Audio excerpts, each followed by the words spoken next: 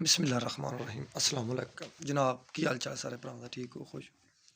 अल्लाह ज़ात पाक खुश रखे भाई तरीक जनाब 13 तीसरा महीना 2024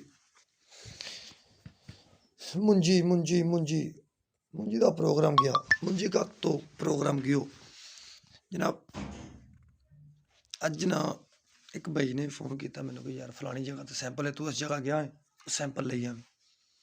कहा ठीक है यार मैं गया मैंने फड़ लेने सैंपल अच्छा मैं उत्थे गया मैं दरवाज़ा खड़काया पर वेली टैप सी तो वो तो जनाब मुंजी मैं सैंपल लैन गया मुंजी का मैंने पूछा यार मुंजी कितने उन्हें मैंने विखाया वह भी पई है वह भी पई तिना जगह तो उन्हें तरी सी कोई ऐसी कोई 600-700 तोड़ा इंज इन्हें पिछले सीजन कणक बंदे तरते रहे ब्लैक आस्ते कि यार 200-400 मन का पैना ही पैना तो जिन्नी बचा लो गौरमेंट तो उन्नी फायदा है कि चलो कोई 2 आने 4 गौरमेंट तो वध लभ जाना कणक स्टाक करने का मकसद यही से ना बंद ऐतकी मुंजी का स्टाक करने का बंद का मकसद यही से जो हालां तक मकसद पूरा नहीं हो रहा अच्छा मुंजी उस सैंपल की गल मुंजी कितों किमें किमें बंदे तरे सी कबूतर के खुडा भी बहुत ऐसे कोई 2-3 फुट उच्चा 2-3 फुट लंबा कबूतर का असी नाल एक छोटी जी होर कुली जी सी उहदे इंज दे हालात हो गए अल्लाह की तो सारी